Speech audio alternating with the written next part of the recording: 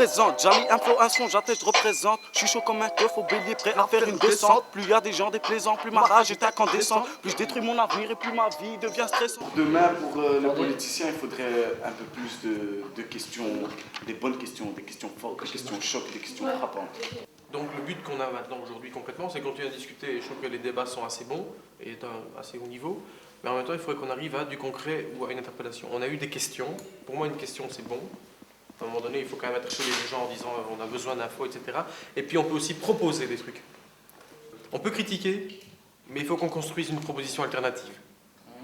On peut dire c'est de la merde, mais on doit dire on propose ça. Enfin on peut pas dire ça parce que j'avais dit qu'on devait rester poli, on peut dire c'est pas top. Mais on doit, si pas l'expliquer, en tout cas dire c'est pas top et nous on propose de faire ça. Pour progresser. Voilà, pour progresser. Demain on va rencontrer des hommes politiques, vous aurez envie de faire quoi avec eux? Leur dire bonjour ou taper dedans par exemple? Ou les ignorer et aller boire une bière? C'est aussi clair que ça la question. Les faire réagir. Déjà, enfin moi c'est mon avis pour demain, quand je le vois, j'ai envie de les faire réagir. Comment nous, en tant que jeunes, quand on a déjà des difficultés, des problèmes dans ma compagnie, comment on peut faire confiance à des gens qui sont censés nous représenter, mais qui ne font que se taper dessus et se mettre dans le rôle tout le temps? Il y a un énorme fossé entre les politiciens et les autres gens, parce que même de quelque parti qu'ils soient, je dis pas plus là, ni de droite ni de gauche et tout, eh ben, ils sont inaccessibles, quoi. Qui se voit aller boire le café le dimanche chez son bourgmestre pour lui dire avec quoi il n'est pas d'accord et tout.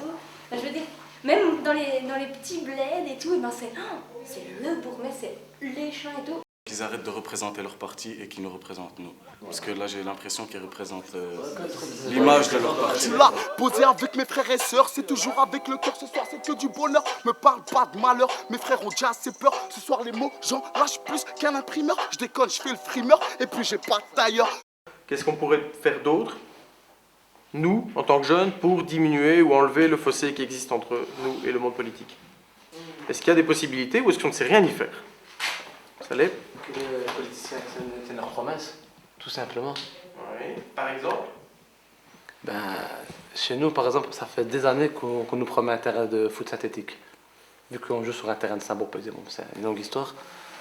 Ça fait des années, chaque année, ils viennent, ils nous disent oui, le budget est là, t'entends, votez pour moi, t'entends.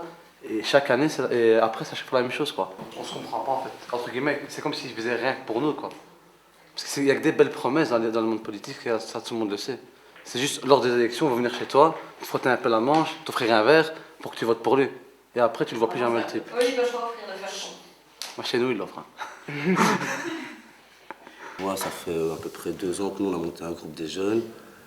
Et que, enfin voilà, c'est pas grâce à la politique ou grâce à des gens. Justement, ils nous ont même mis des barrières. Enfin, moi, ici, je suis du côté de la Miroir.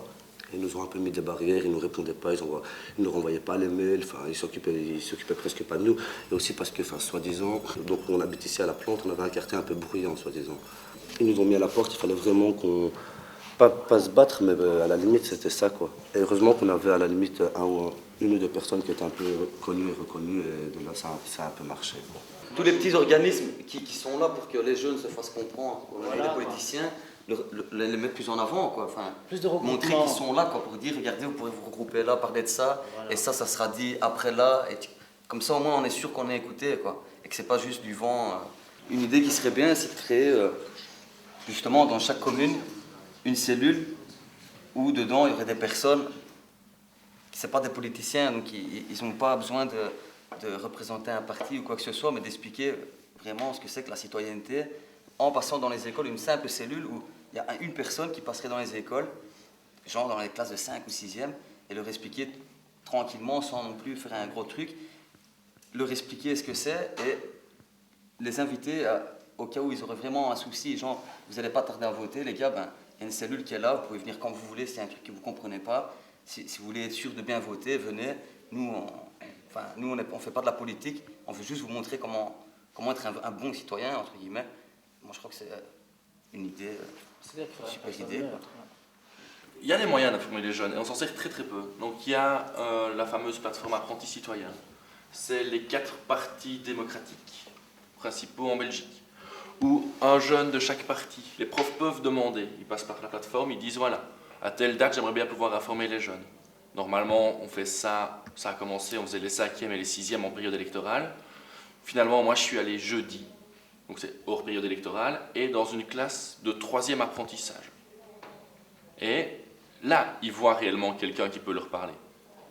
C'est pas péjoratif, mais ils ont une vision de la formation qui est tout autre quand ils sont en 3e apprentissage que s'ils sont en 6e général. Et je dis pas qu'une est meilleure que l'autre, je dis qu'elles sont différentes. Eux, regardez un journal, regardez Controverse, ils s'en baquent. Pour être honnête, ils s'en baquent.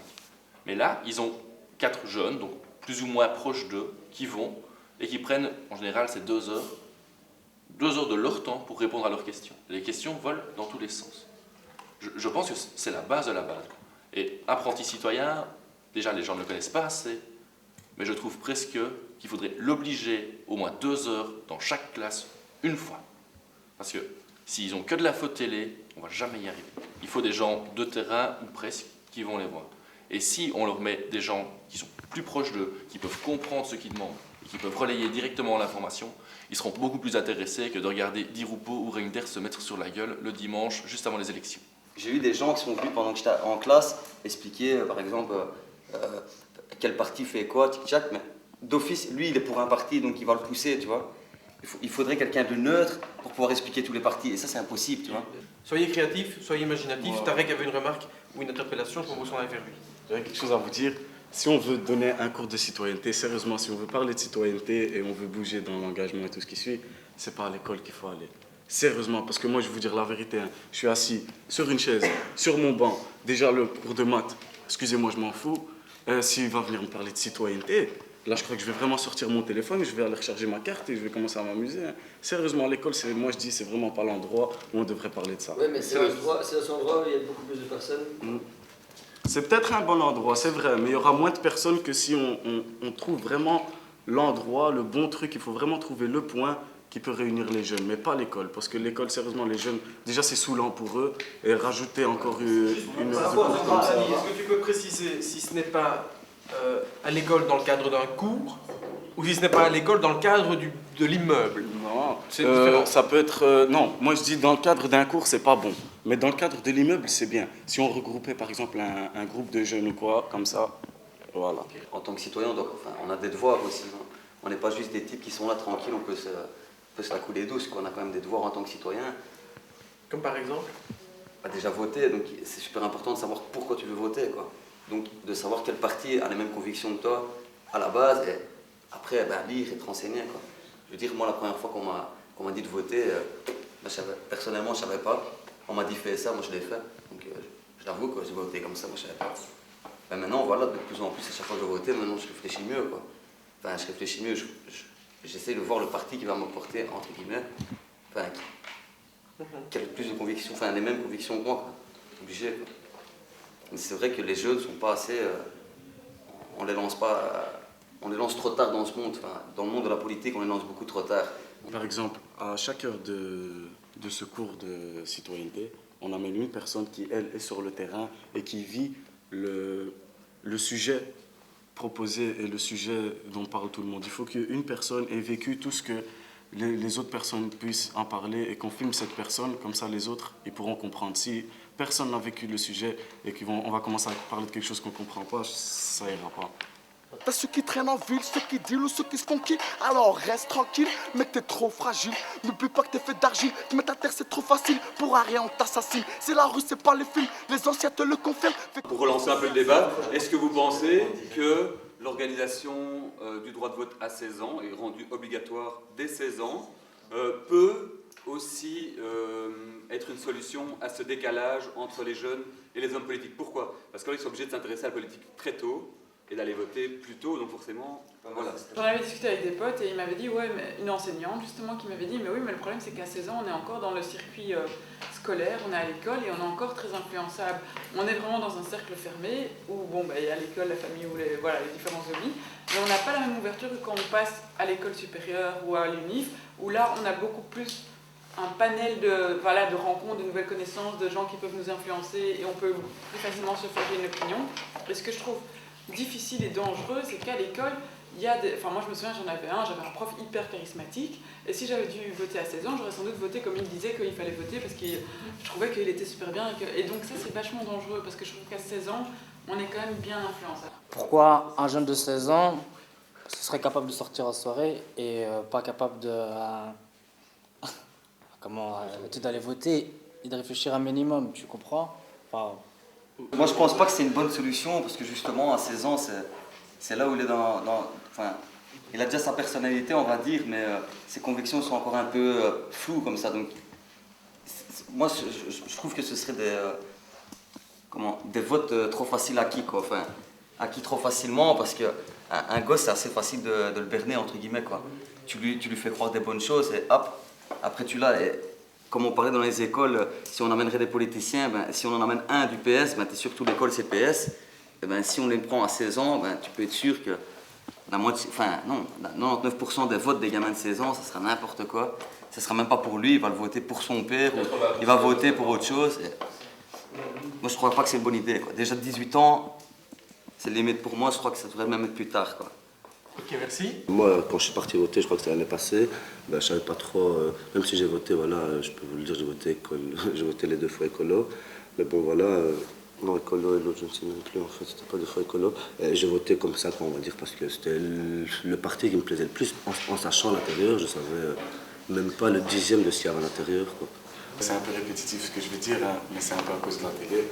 Les jeunes maintenant, ils ne pensent pas être échevin communal ou président de la jeunesse ou du sport, quelque chose comme ça. Ils veulent être une star ou passer à People TV ou un truc comme ça, vous voyez, genre d'émission, être connu, avoir plus d'argent possible, sans penser au futur de nos jeunes enfants et de nos vieilles personnes aussi. Mais ce qui est dur à savoir, moi je voulais dire aussi pour l'engagement, je n'avais pas dit. Pour un bon engagement, il faut aussi des bonnes méthodes. Et le problème, c'est que les méthodes, on ne peut pas les avoir tout seul. Il faut de l'aide. Pour les jeunes, il faut pas un encadrement, il faut toujours un petit suivi. Parce qu'on est toujours un peu, notre esprit se balade un petit peu. Et donc en aidant plus les jeunes, en leur parlant plus de politique, en leur montrant qu'est-ce que la politique elle peut qu'est-ce qu'elle peut leur faire faire, quels atouts elle peut leur donner et quels problèmes elle peut aussi leur donner, il faut leur expliquer tout ça. Et si on ne leur explique pas, ils ne peuvent pas le comprendre. Nous, le PTB, on n'est pas contre des cours de citoyenneté. Je trouve que le problème uniquement, c'est que dire que la solution serait des cours de citoyenneté présuppose que la faute est chez les jeunes qui n'ont pas assez de bagages politiques. Alors que nous, on estime au PTB que la faute est plutôt chez les politiques qui ne font pas un effort pour aller écouter les jeunes. Après, je ne nie pas qu'il y a besoin d'éducation en citoyenneté.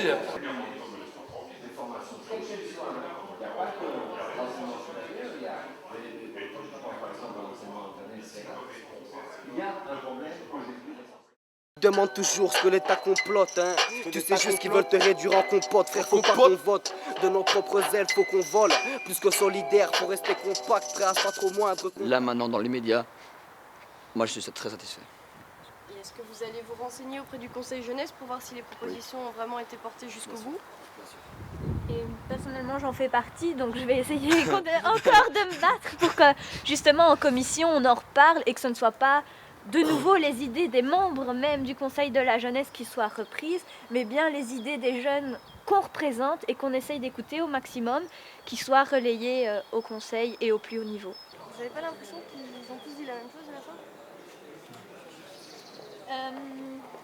Je pense que oui, de toute façon, les idées les plus intéressantes se retrouvent dans de nombreux programmes, hein, les idées fortes. Et c'est vrai que les grandes lignes, ils les ont tous répétées. Hein. Je crois qu'on s'en est tous rendu compte et même peut-être eux-mêmes avaient prévu de répondre quelque chose et puis ils se sont dit mince, le précédent l'a dit, il faut que je le dise d'une autre manière.